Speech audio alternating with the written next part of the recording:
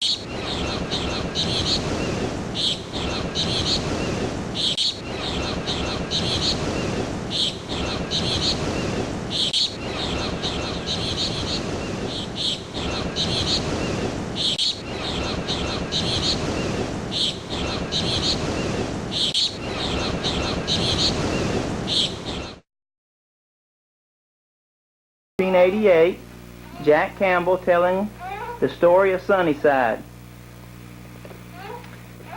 Well, the first thing about it was some of the people wanted a church, and two men, Grant Green and Dan Sizemore, came to me where I lived in Fordtown and asked me if I'd help start a church over here, or that I could get the lot, that Mr. Hooven would give me the lot if the Methodist people didn't take it.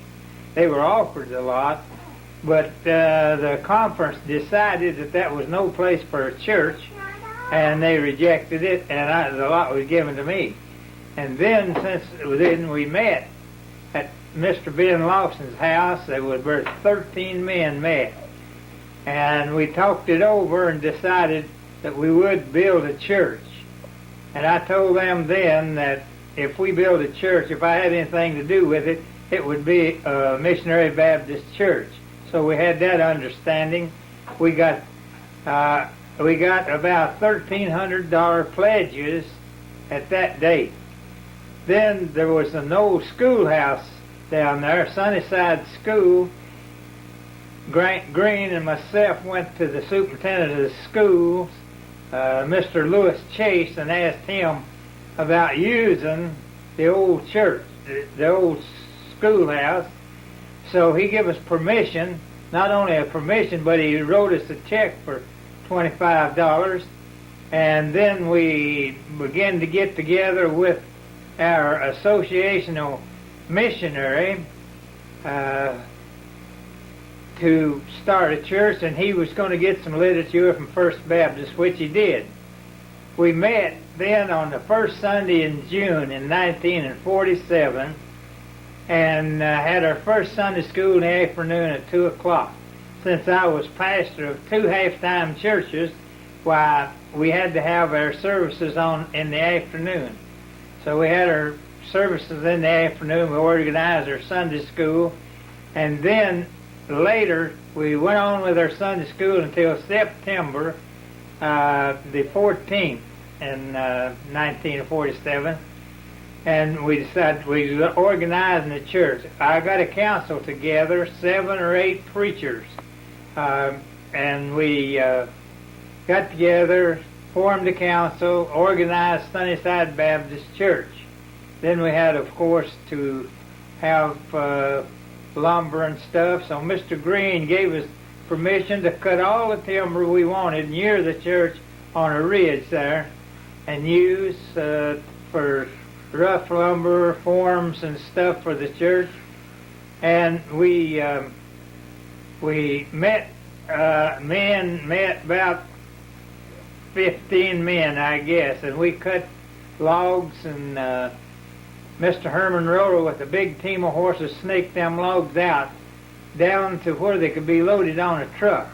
And then I swapped them to Frank McCurry, who owned a sawmill, for lumber, and he gave us lumber for the log, and we had the lumber. Then we went on until we got the basement in that fall sometime near in Thanksgiving. On Thanksgiving Day, we went in, and we didn't have a piano. So I had advertised in the paper for somebody to donate us a piano. Well, I was often asked if I ever got the piano. I'd said no. So the day, Jack Campbell is continuing his story on the beginnings of Sunnyside Baptist Church.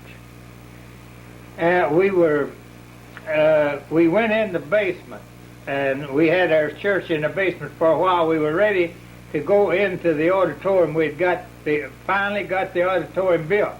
But in the meantime, I had a vision, a dream, and I'm sure it was from the Lord, because I saw an open Bible in the sky, and it was floating towards Sunnyside from the south.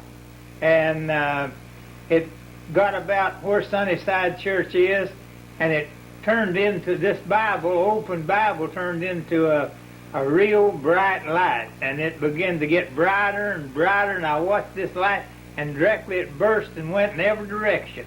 And I just wondered if Sunnyside Church would grow until it got pretty good size and then break up.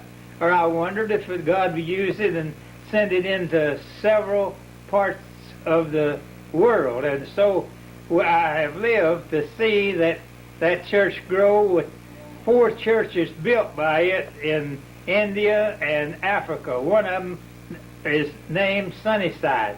So, but we had a lot of help. We've almost built a church with our hands. The men have come together, and we only hired the brickwork and the plaster, and that's all, and the glazing of the glass in that church building, and we ourselves did the rest of it. We floored that church.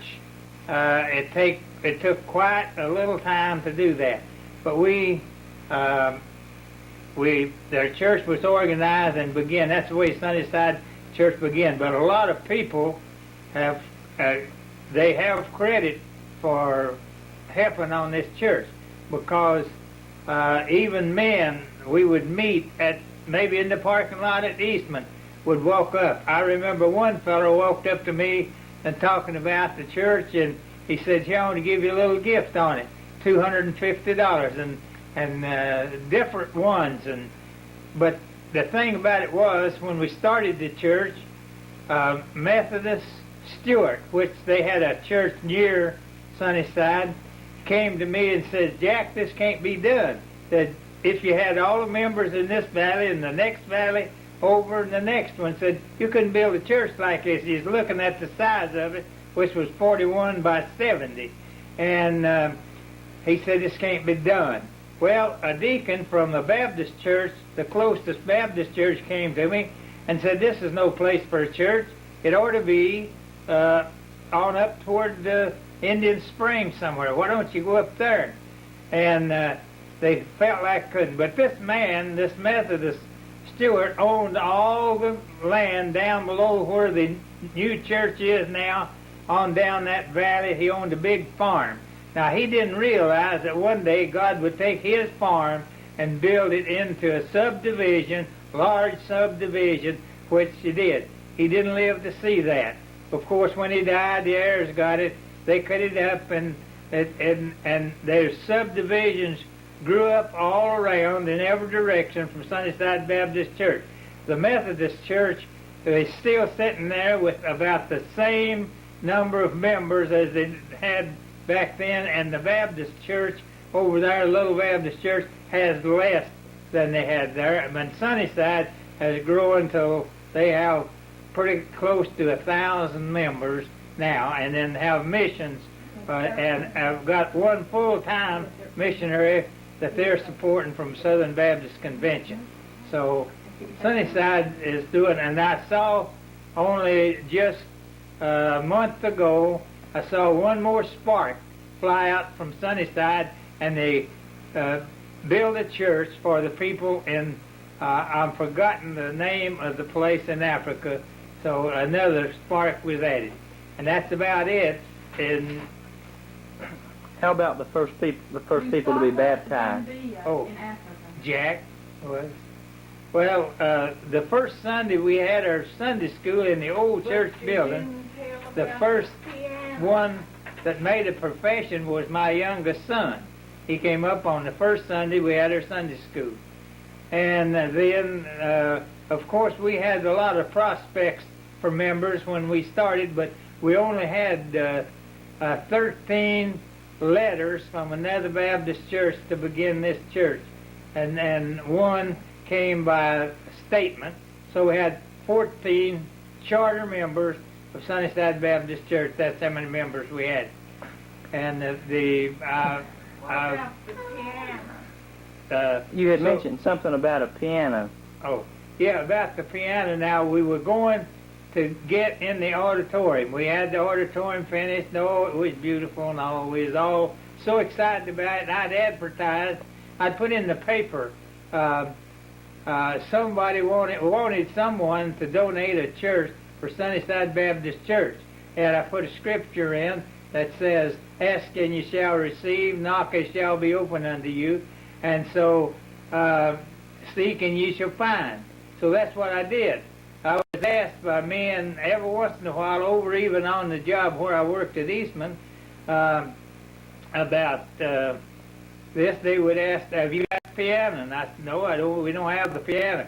But on the Wednesday before we was going in on Sunday, my supervisor at Eastman came to me and said, "Did you ever get that piano?" And I said, "No." He said, "Well, my daughter has one to tell you to get some men, come get it tomorrow. Tomorrow's Thanksgiving Day. They'll be all." I got a bunch of men, brought the piano up there. Well, the piano played good and all, but it didn't look too good for that new auditorium. So we had some members, some was able to spend a little money. And so, on the Sunday morning we went in, there sat a baby grand piano up in the auditorium, and sat down on Saturday and put in there before we began our service on Sunday morning. And I was asked, "Did you ever get the piano?" I said, "Well, yeah, I've got the piano. Not only got one, I got two." So the Lord used that one to get a better one, and that's the way it was about the piano. And the Lord is blessed in many different ways. I've seen it many different ways how the Lord really worked, and He's still